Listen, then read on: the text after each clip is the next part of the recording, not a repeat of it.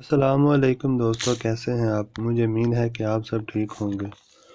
تو دوستو، آج کا ہمارا ٹاپک ہے social cognitive perspective of psychology, سماجی وقوفی نقطہ نظر، کہ جیسے کہ اس کے نام سے ہی ظاہر ہے کہ سوشل کوگنیٹیو پرسپیکٹیو، کہ ایسا ایک نظریہ، ایسی ایک تھیوری کہ جو کیا کرتی ہے کہ انسان کے جو سماج ہے، جو معاشرہ ہے، اس کے اوپر مطالعہ کرے کہ انسان اس کو کس طرح سے وقوف حاصل کرتا ہے، اس کے متعلق اس کو کس وقوف کا مطلب ہوتا ہے کہ جاننا، پہچاننا، اس کے کسی چیز کے بارے میں سمجھ حاصل کرنا، کہ ایسا ایک طریقہ کہ جس کے اندر انسان کی اس کے معاشرے کے ساتھ جو سمجھ ہے، جو اس کی وقوفیت ہے، اس کی جو کوگنیٹیو ہے، اس چیز کے اوپر مطالعہ کرے کہ انسان کس جگہ پر انسان سے ایڈجسٹمنٹ نہیں ہو رہی معاشرے کے ساتھ،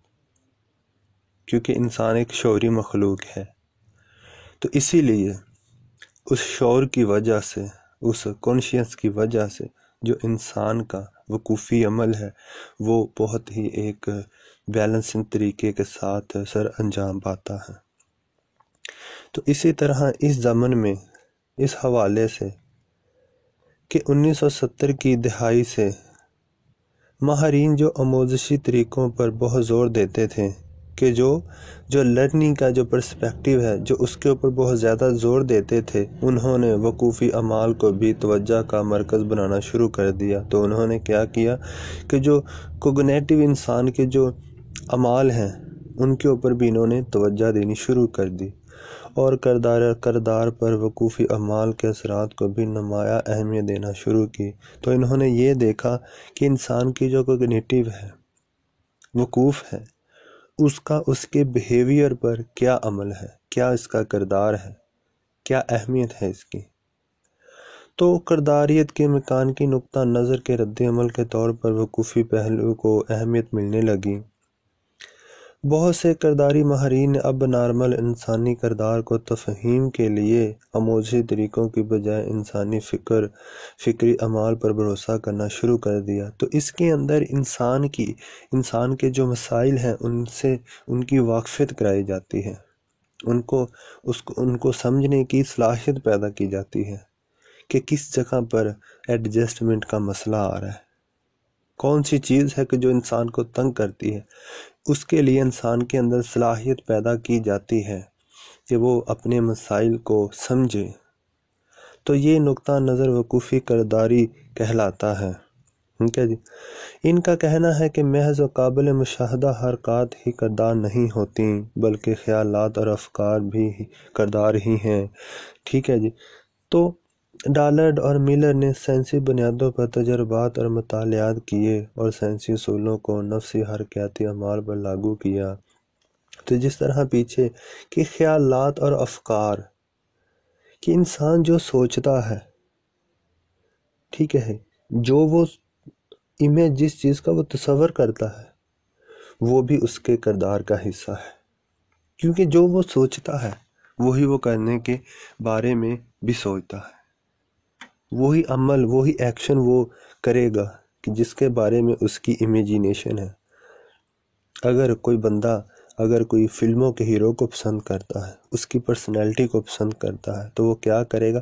اس کو ہی فالو کرے گا، اس کے جیسے کپڑے پہنے گا، اس کے جیسا ہیئر سٹائل رکھے گا، یعنی کہ ہر اس کی طرح ہی بولے گا، جس طرح سے وہ ہنسے گا اس طرح ہنسنے کی کوشش کرے گا۔ تو یہ کیا ہے؟ It is behaviour. کس بیس کے اوپر ہے؟ کہ اس کے خیالات اور افکار پر، اس کی امیجینیشن اور اس کی تھنکنگ کے اوپر۔ ٹھیک ہے جی۔ تو یہ جو وقوفی، جو کوگنیٹیو، یہ جو پرسپیکٹیو اور سائیکولوجسٹ ہیں، یہ اس چیز کے اوپر بلیو رکھتے ہیں کہ یہ بھی جو بیہیویئر کا حصہ ہے۔ تو انہوں نے اب نارمل کردار کو سمجھنے کے لیے وقوفی اعمال کو بنیاد بنایا۔ تو انہوں نے کہا کہ اب نارمل جو کردار ہے وہ کیوں پیدا ہوتا ہے؟ کہ اس لیے کہ لوگوں کا دوسروں کے ساتھ ایڈجسٹمنٹ نہیں ہوتا۔ اب نارمل شخص کون ہوتے ہیں؟ وہی شخص ہوتے ہیں کہ جن کے جو دوسروں کو سمجھنے کے اہل نہیں ہوتے، جو ہر جگہ پر ہر مقام پر غلط ریاکشن دیتے ہیں۔ اگر کوئی بندہ شادی پر جا کر رونا شروع کر دے یا فوتگی پر جا کر ہنسنا شروع کر دے، اٹ از اب نارمل، تو یہ اس کا اب نارمل کردار ہے، ٹھیک ہے جی۔ تو اس چیز کے پیچھے دیکھا جاتا ہے کہ وہ کیا وجوہات ہیں جس کی وجہ سے وہ بیہیویئر دکھا رہا ہے۔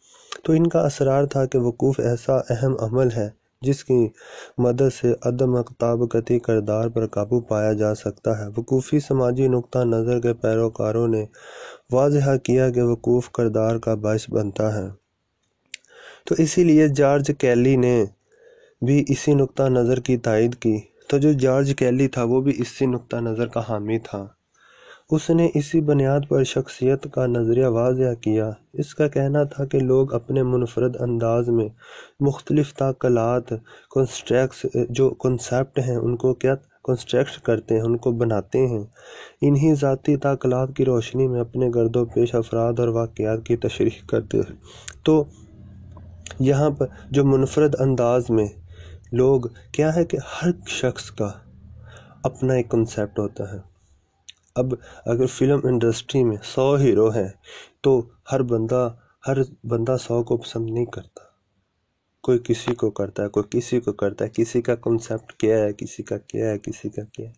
ایک معاشرے میں رہتے ہوئے کوئی شخص ایک عظیم شخص بنتا ہے، جینٹل مین بنتا ہے، دوسرا شخص وہی بدمعاش بن جاتا ہے، لچا لفنگا بن جاتا ہے۔ کیوں بنتا ہے؟ کیونکہ ان کے جو کنسیپٹ ہیں ان کی وجہ سے۔ تو اسی زمن میں البرٹ بینڈرا اگرچہ آموزشی نظریے کا حامی ہے، لیکن وہ آموزش کے وقوفی پہلو کو بہت اہمیت دیتا ہے۔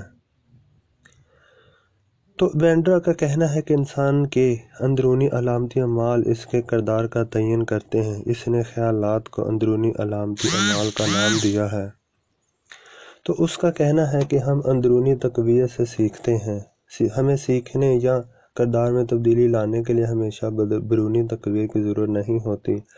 ہم محض اپنی وقوفی صلاحیتوں سے بہت سے مسائل خود حل کر سکتے ہیں۔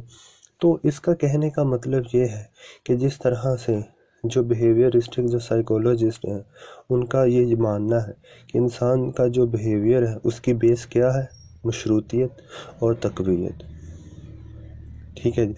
تو وہ یہ کہتے ہیں کہ جو بھی انسان سیکھتا ہے وہ کس طریقے سے سیکھتا ہے، کہ مشروطیت اور تقویت کہ تقویت کے بغیر وہ کہتے ہیں کہ انسان کا جو بیہیویئر ہے وہ نہیں ادا ہوتا۔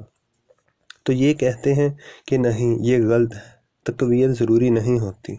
تو مشروطیت اور تقویت جیسے تصورات کی اہمیت بلا شبہ بہت زیادہ ہے، لیکن ماہرین نے ان کے ساتھ ساتھ سماجی اور وقوفی عوامل کو بھی اہمیت دی ہے، کیونکہ یہ عوامل بھی کردار کو متاثر کرتے ہیں۔ اس کی روح سے فرد کے عقائد، ادراک اور مقاصد بھی اس کے کردار کو متاثر کرتے ہیں۔ ہماری تقویت اور مشروطیت بھی اس سے متاثر ہوتی ہے۔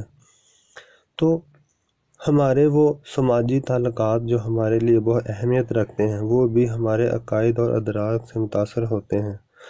تو اب ایک بندہ مسلم ہے، ایک بندہ کرسچن ہے، ایک بندہ جو ہندو ہے، تو ہر کسی کے ادراک، ان کے جو پرسیپشن کا میتھڈ ہے، ان کی جو امیجینیشن کا میتھڈ ہے وہ ڈیفرنٹ ہوگا، ان کی رسم و رواج ہر چیز ڈیفرنٹ ہوگی۔ تو ان ماہرین کا کہنا ہے کہ ہمیشہ تقویت ہی آموزش کے لیے ضروری نہیں ہوتی، بلکہ ماڈلنگ بھی آموزش کا ذریعہ ہے۔ ماڈلنگ کے تصور کو بینڈرا نے مشاہداتی آموزش کے ضمن میں بیان کیا ہے۔ وہ افراد یا رویے جنہیں ہم پسند کرتے ہیں وہ ہماری نشو و نما میں اہم ہو جاتے ہیں، کیونکہ وہ ہمارے ذاتی وقار میں اضافے کا سبب بنتے ہیں۔